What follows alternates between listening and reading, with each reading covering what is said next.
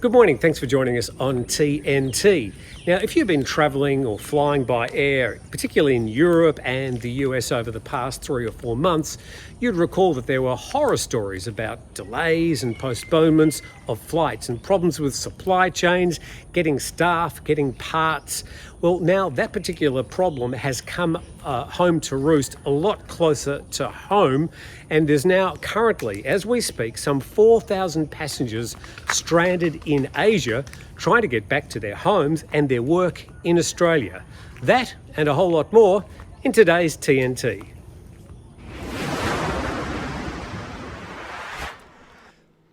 Tuesday morning, thank you very much for dropping in here at our main office for TNT. And we were talking about what's happening with the airlines around the world at the moment and saying that it's sort of come home to roost. And we go to this story from Phuket-go.com, stranded, thousands of Australians caught in a Jetstar engineering mess. The story goes to say that thousands of Australians are currently stranded overseas, mostly in Asian destinations, resulting in dozens of flights being cancelled or postponed without warning. That's saying flights in and out of Indonesia, Thailand and Japan have been cancelled over recent days. Now, just thinking, Jetstar fly out of both Bangkok and Phuket. They have some direct flights to Australia, but most of their flights are currently going via Singapore and then getting a Jetstar flight back to Melbourne. So I'm not sure, or Sydney. But I'm not sure if Singapore's flights have been affected as per this particular story anyway. Down the bottom, we've got Jetstar offering some sort of explanation. They say, unfortunately, our Boeing 787 fleet has been impacted by a number of issues, including a lightning strike, a bird strike, damage from an item on the runway, and delays sourcing a specific spare part for one of our aircraft due to global supply chain challenges. Okay, well, all those things can happen to aircraft. The fact that all four of those things appear to have happened all at the same time appears, may I say, unlikely, but anyway, that's their explanation. Phuket has several hundred passengers, I noticed in the second paragraph, affected, some waiting it out at the Phuket International Airport. That story, another quote from Jetstar, "Our teams are looking at every option to get passengers on their way as soon as possible, including seats on Qantas flights and operating ad hoc services where possible." What's an ad hoc service? I suppose that means they're just going to add a flight to repatriate passengers as best they can. Not a term I'd like to see when talking about airlines, ad hoc. Now, Jetstar is wholly owned by Qantas, the national airline of Australia, although it's fully privatised now. It's been going through some big changes over the past 10 years. And it used to have a fantastic reputation. Australians universally used to speak broadly and with a big smile when they were speaking about Qantas. They even hijacked sort of the unofficial Australian anthem, "I Still Call Australia Home," as their theme song, and certainly cemented that song's place in a sort of Australian iconography. But sadly, the airline has become a bit of a joke, certainly in the last couple of months. And the ABC, the Australian National Television Broadcasting Corporation, last night on their Four Corners program, which is a bit like a 60 Minutes program, but run by the national channel, paid for by the public. And Four Corners has been going for 50, 60 years. Well, they did a major pull-through of Qantas and Jetstar last night, and particularly targeted the management and the current CEO, Alan Joyce. So I'll put a link to that particular Four Corners program in the description of this, but certainly those passengers are still waiting, many of them. They've been promised flights later this week. There was a quote of one particular passenger here in Phuket who was flying last night, had already had his flights cancelled and changed twice. And he decided he wasn't going to go. He was promised another flight on Saturday, but he was returning on Saturday, and there was no guarantee that he'd be able to move his flight, so he just cancelled the entire trip.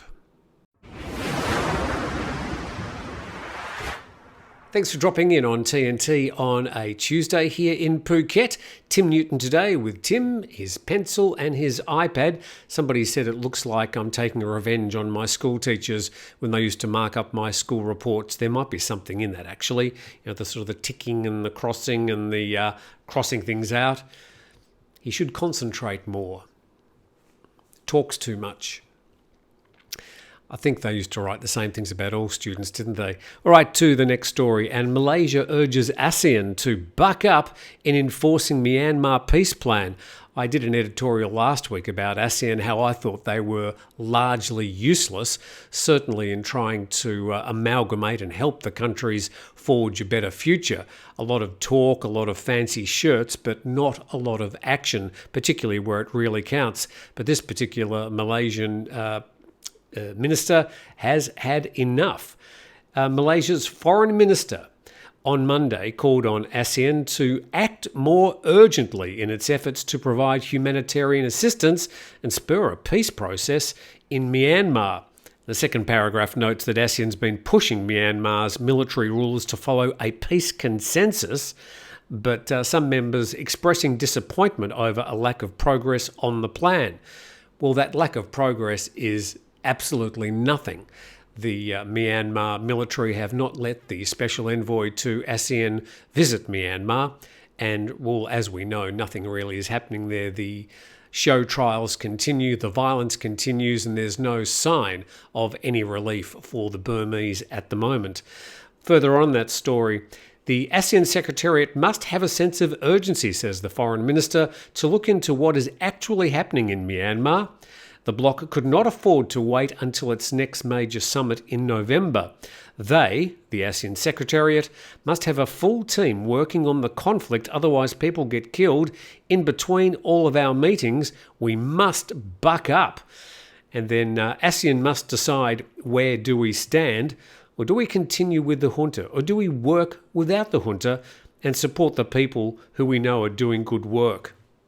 These are big questions, and we have to decide urgently. Big questions and important questions posed there by the Malaysian foreign minister. And we would like to think that with all this conflict happening, and more conflict in the future, and there's been plenty in the past that they've turned a blind eye to, there's now time that ASEAN took its place and started doing some good to help out Southeast Asia's biggest humanitarian problems.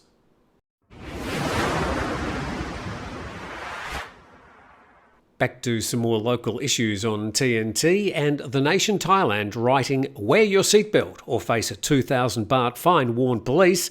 As of yesterday, all car passengers will be required to wear seatbelts or face a fine of 2,000 baht. That means even if you're sitting in the back seat of the car, you're now required by law in Thailand to wear a seatbelt. The first paragraph in that story, this is in line with the 13th Amendment, blah, blah, blah, applies to vehicles with no more than 7 seats. This rule also covers backseat passengers on 4-door pickup trucks. So a lot of the pickups, very popular form of transportation here in Thailand, they've got the 4-door versions, and the people sitting in the back seat of those, and it's only just a back seat, but they're also required to wear seatbelts from this date.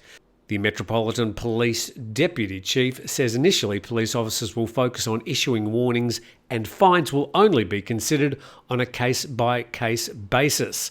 And they're also arguing exactly how they're going to apply the law or the rules to people sitting in the back of pickup trucks. Clearly there's no seatbelts there, so are they going to limit the number of people sitting in the pickups? I mean, sometimes you can see 10, 15 people sitting in the back of a pickup. None of them are secured, and of course if they go over a bump or have an accident, they're toast. Let's move on to another story now. Thai PBS World says, long COVID, what to expect, what to eat and what to avoid. So I thought, well, I'll have a read of that. Sounds sort of interesting. But just getting to the first paragraph, and it was giving a bit of a summary of the current situation of COVID here in Thailand, I was a little bit shocked. Let's go through some of the comments here. Life in Thailand may seem to have returned to normal, but the coronavirus that's plagued the world for the last 3 years is still making its presence felt, with more than 30,000 confirmed cases reported every day. That seems to be in conflict with what I've seen as the published numbers. The nation Thailand still publishes daily numbers. The Bangkok Post lists them at the bottom of a page if you care to scroll down and have a look at it. But they're talking about 2,000 to 3,000 confirmed cases. And that's confirmed cases from PCR testing. Now, the Thai PBS world is saying confirmed cases, and it may be that that includes cases of self-reported ATK tests. But the difference between 2,000 to 3,000 confirmed PCR tests and 30,000 total cases, including ATK, which I wouldn't call confirmed cases, there's a big disparity there. Anyway, we keep plunging on. The real figure is, Thai PBS says, however, likely to be much higher, with the CCSA estimating that the daily figure is probably between 60 to 70,000, and not everyone reports positive tests to the authorities. It also notes deaths too remain elevated, 236 fatalities recorded between August the 7th and the 13th, mostly among the elderly.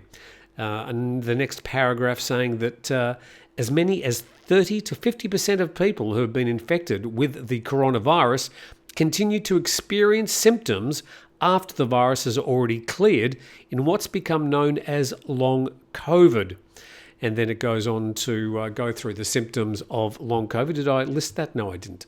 So you can go to Thai PBS World and read that article if you like. But I would have thought that some of the numbers quoted there in the first paragraph were at least exaggerated, if not completely wrong. As far as long COVID's concerned, it is a thing.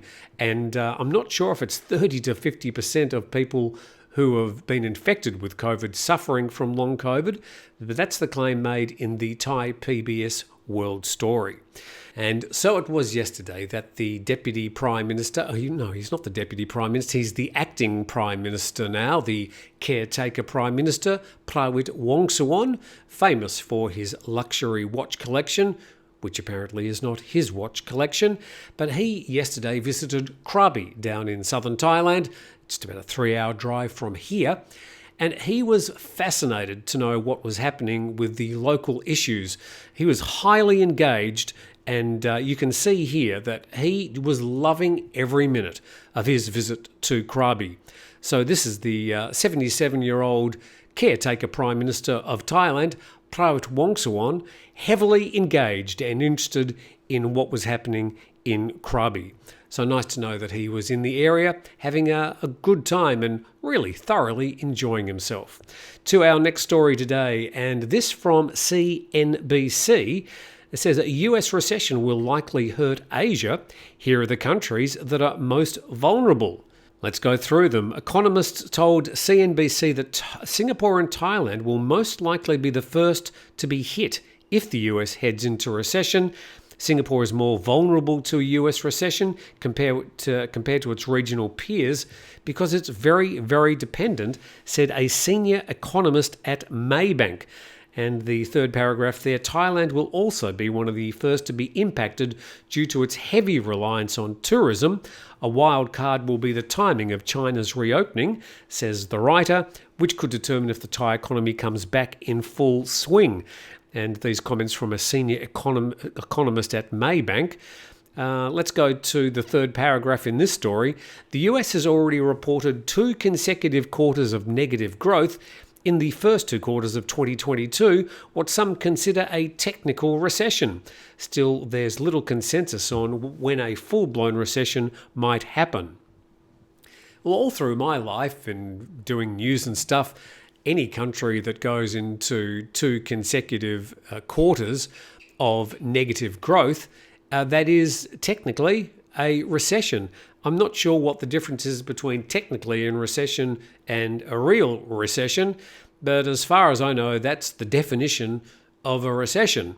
So if it walks like a duck and it talks like a duck and it quacks like a duck, it probably is a duck. More on that story. He pointed out that Indonesia and the Philippines would likely be less impacted by a potential US recession due to their domestic-oriented economies. And down the bottom there, according to data from the World Bank, GDP growth in Indonesia and the Philippines were higher compared to Singapore and Thailand during the global financial crisis in 2008-2009.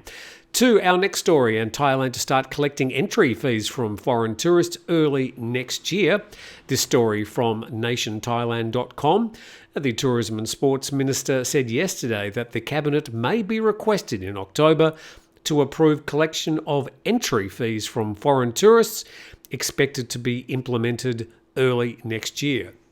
Now, we know that particular tourist tax, tourist levy, arrival tax, whatever you want to call it, it was going to be set, I think, at 300 baht, and they've been postponing that because, obviously, as Thailand slowly opens up, they're trying to encourage people to come here at the moment rather than give them a reason not to come. Now, I would have thought that a 300 baht tax would not be a trigger for you to decide not to come to Thailand. It might give you a moment of angst or grief, but I don't think it really is going to be something that's going to stop you from travelling back to Thailand. Heading into that story, it is a 300 baht fee, but that hasn't been decided yet. And it would be from every tourist entering the country from January next year. Now, they were saying earlier that the tax was going to be applied not only to tourists, but all arrivals. All foreign arrivals, not Thais. So if you've got a Thai passport, you'd be able to walk through without paying it. But all foreigners, including expats, business people, there would be no exemptions. That's what they were saying a little bit earlier on. Prayuts said that it would not be fair to use the same rate for tourists who arrive by different modes of transport. He's saying there that if you're coming across by road, you shouldn't be paying the same tax. Don't quite understand that. Prayuts said yesterday that tourists who arrive by land tend to stay for a shorter duration than those arriving by air. He said the entry fee would be used to buy insurance for foreign tourists so that the government would not have to solely shoulder costs of treatments of foreign tourists injured in accidents. And wait for it, you want to know exactly what it's costing Thailand? Well, this is what he says. He revealed that the government spent 300 to 400 million baht each year for treating injured foreign tourists before the COVID pandemic. So if that's true, that is a lot of money paid out by the Thai government each year. 300 to 400 million. That's what he's claiming, and it's in the story from The Nation Thailand. To our next story, and heavy rain erodes Pattaya's new beach. Now, we note that the Pattaya Council have spent a lot of money over the past couple of years, this time in the Jomtien beaches. They've certainly spent billions of baht on the beaches fronting the sort of the main Pattaya area, and they've reclaimed the beaches and they have looked magnificent. The problem is, as soon as you get some heavy rain or some bad storms, nature is going to win and it's going to wash all that sand back out to sea. And certainly looks like that's what's been happening. Now, the photo there on the Bangkok Post is just showing a very small patch of beach. I've tried to look for some wider shots. I haven't been able to find them, but it'll be interesting to see how extensive the erosion has been from the weekend flooding. Speaking of which, when the rain stopped and the flood waters receded, Pattaya's new beach, which had been built up with sand from an outlying island, was found to have been heavily eroded. As I said, I'm trying to find some photos. But the Nation Thailand had a story yesterday. Pattaya wakes up to rivers instead of roads. And the main thrust of that story, Pattaya residents woke up to find many roads underwater on Monday morning after heavy rain and strong winds battered the city on Sunday night. And here's a photo, was posted by a friend, Martin Carlisle. Thanks, Martin. That's Walking Street on Sunday night. And of course, they've been spending a lot of money on repaving Walking Street, and not particularly good look. But there you go. The tourists enjoying a bit of a quick wade through the waters. But it is wet season. We are going to get flooding. Interesting thing about places like Patong and Pattaya in particular is they've spent so much money on drainage and pipes and improving the irrigation to stop these particular incidents happening. And the more money they spend, the more floods we seem to get. So somehow they need to get some good irrigation engineers into these places where tourists congregate and where people like to visit, and try and make them a little bit more immune to these flooding situations. But unfortunately, as I said, I wasn't able to get hold of photos of the beach there to show you the extent of the damage. To another story, and we note that the Charter Court, that's the Constitutional Court, to hold a special meeting this Thursday to consider Prayuts' 8-year term. So it looks like they're going to pull their socks up and sit down and hammer out when they believe the former Prime Minister, currently the Defence Minister, Prayut Chan-o-cha, when did his 8-year term start to be the Prime Minister of Thailand? Was it in August in 2014 when he named himself Prime Minister and in fact was given the royal assent by the palace to serve as Thailand's Prime Minister? Or was it some other time? They're going to sit down on Thursday and decide, and obviously we'll bring that news to you as soon as we hear. But with that, I thank you very much for tuning in. Thanks for being part of TNT for Tuesday. Please subscribe to the channel. Maybe you could even send it to a friend and see if they'd like to watch us every day. We're going to do this 5 days a week, analyse and pull apart the main news stories in Thailand. And on the weekends, I have a chat with you as well. I'd like to do some other things as well, but it is me, my pen and my iPad, and I've got a day job as well. But thank you for watching. It's been great to have you with us. Hopefully we've brought you up to date, and we look forward to seeing you tomorrow.